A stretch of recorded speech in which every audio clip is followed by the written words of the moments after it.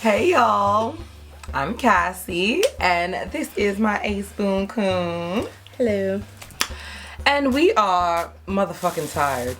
That's it. So tired. Who are we tired of, Sasha?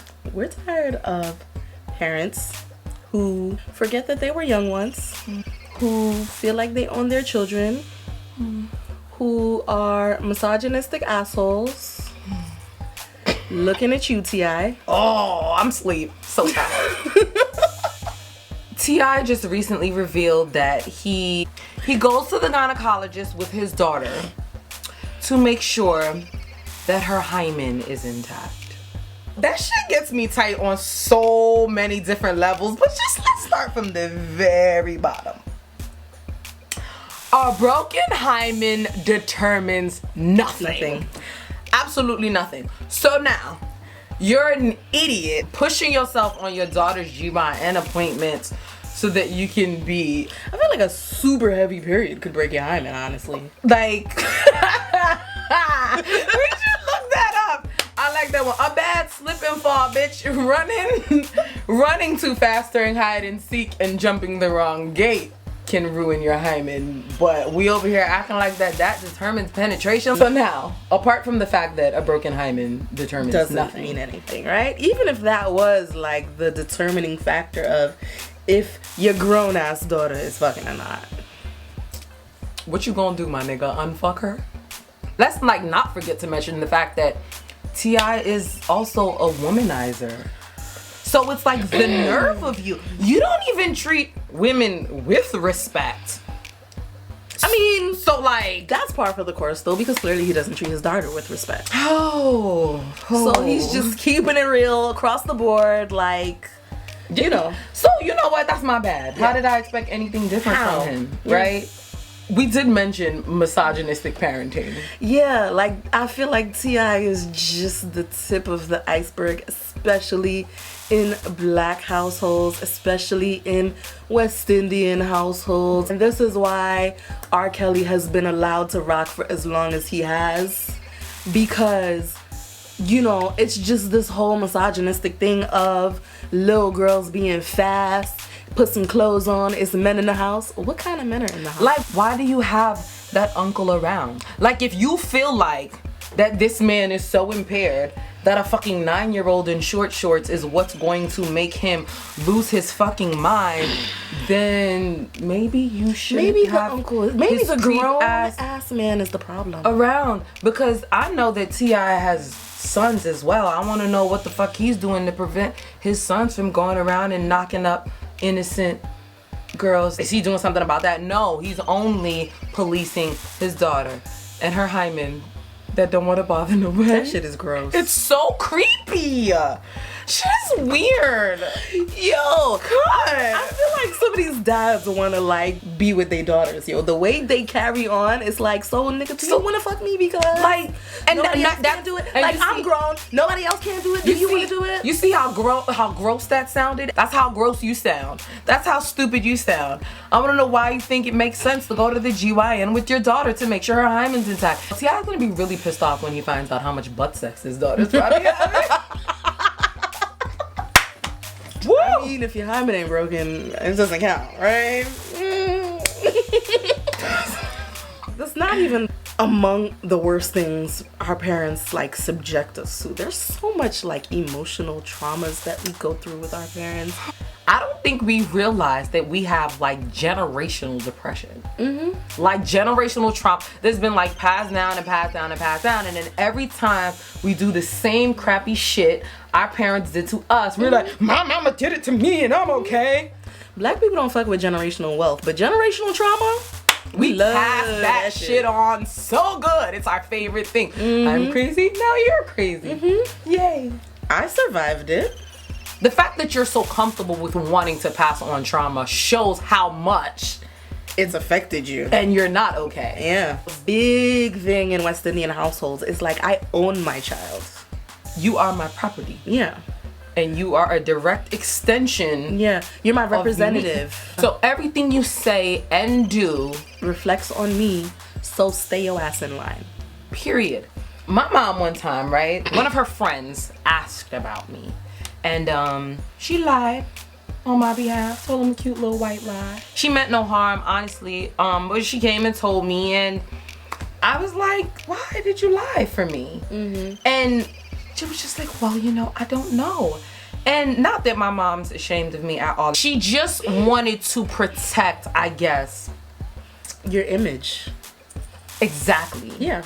And so I told her, do not lie for me, because I don't lie for me. Yeah. When you lie about something, it signifies shame. Yeah, you're ashamed of And it. I'm not ashamed of my life or the decisions I've made. So I had to just remind her as a mom, like, Mommy, I'm not ashamed of myself. Like, I'm proud of where I'm at and where I've been and things like that. And, you know, in that moment, she did understand me, and it was no hard feelings. And again, it was no malicious intent behind it. But that goes to show you how much, like, as, you know. Like, how deeply ingrained it is. It's just like, you know, as the Haitians say, I say SS. If a West Indian parent decides that you're a doctor, that's it. if you're a lawyer, I don't want to hear anything else out of you. I'm actually so proud that I see in this day and age, in the time where we have social media and all these different platforms, I see so many West Indian comedians, and it makes me so happy. Like when you look at like Major Hype and Jessie Woo, shout out to Jessie Woo, I love her. And Amanda Seales. Yes, My boo. girl, I love her too. But son, back in the day, do you know what it's like having a conversation with your West Indian parent about like you being a YouTuber or a comedian? Like, you're gonna tell a joke. What, tell joke? You telling joke? You make people laugh? And I'm gonna beat your ass. And now we can joke about that. And guess what? You're a lawyer now. Shut up. Any questions? Yeah. That's it. Just talking about the way parents feel like they own their children and your child is your representative, but then also forever indebted to you. I don't have kids, so I can't speak from experience, but I feel like there's nothing a parent would want more than for their kid to like grow up with the values you instilled in them, and they have a good head on their shoulders, and you know, they go to school and they finish school and they do something they love, they have a good job that they love, and they're like a nice, well-rounded individual. And your complaint is, well, they didn't major in what I want, and I sent them to school for this. And that's a big West Indian thing. I sent you to school for this, and this is what you're doing, and I didn't sacrifice all my life to send you to school for you to be playing around doing XYZ instead of being a doctor or a lawyer or an engineer. Like, they love them. So I just had a real Haitian flashback. Doctor, Haitian, yeah, lawyer, avocat. Damn. Nursing, you must be nurse. Yeah. I don't want to be a fucking nurse, okay? And like, parents feel like you owe them for the rest of your life. And like, if you choose a career path or even a life path that they didn't want for you, it's like, well, how dare you? Because I sacrificed and I did this, and I don't care that you're happy. You're supposed to be this. I love that you said life path. Like, you just get a aha moment. Any different path you choose for your life, other than what they decide. And I thought of that because as you're speaking, I'm thinking of like, this is not even just a work or school thing. It's also a religious thing. It's also how you dress. And I'm talking about like grown people, like, yo. It's also who you date. What stresses me out more is the black parent that has a successful child, like a conventionally successful right, exactly, child. Yeah. Right. When you even the parent that has that, they would take that child and be like, you didn't do what I wanted you to do, so like I could never support that. I have a friend of mine, like, she was a blogger. She ran a few websites. That's really how she made her money, was through blogging and graphic designing and website building. And she started doing makeup, so she got into that. And her father, who is extremely old-fashioned, just used to like get on her so bad. Mind you, shorty like owned the house she was living in, and it was just like, you ain't got no job, what you doing with yourself, blah blah blah, and just would come down on her, not understanding that like, yes, there are other ways people make money. People do make money from home and all that. And like, kid you not, my friend unfortunately passed away, and For me, it's like, this girl fought tooth and nail to, like, you know, make her name in her profession, and unfortunately died before her father even got to understand that, like, this is a career, and, you know, I'm making a name for myself and making good money. And that shit sucks. Yeah.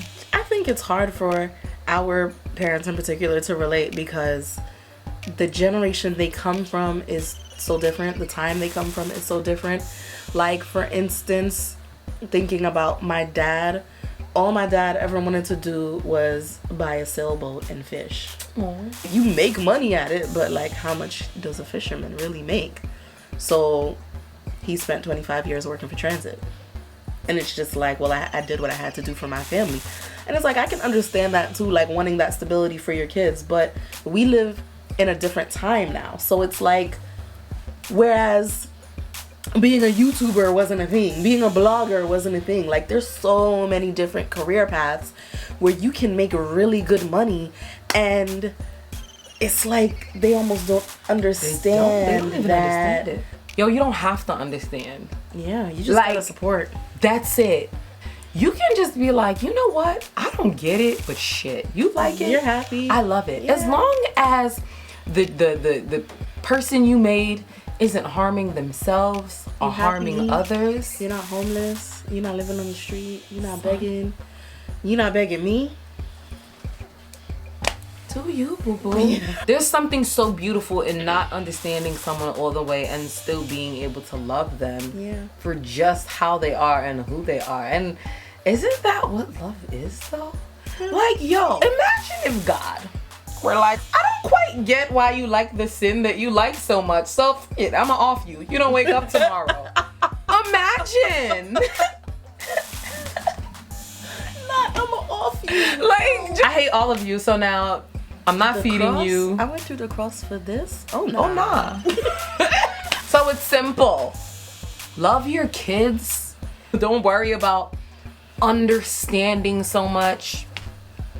Just accept them. Accept them. Yeah. Okay? Your job to micromanage was when they were teenagers. Yeah. Make sure they're not in their rooms making bombs. But honestly, and we're talking folk. about black children, so they were most likely not in their room smoking weed. not Let's be making real. bombs. Yeah. Let's be real. For real. That's so. Yeah. And at the end of the day, I feel like that a lot of that goes to just trusting yourself, like trusting that you instill the right values in them to go out into the world and be successful, be the best person they can be.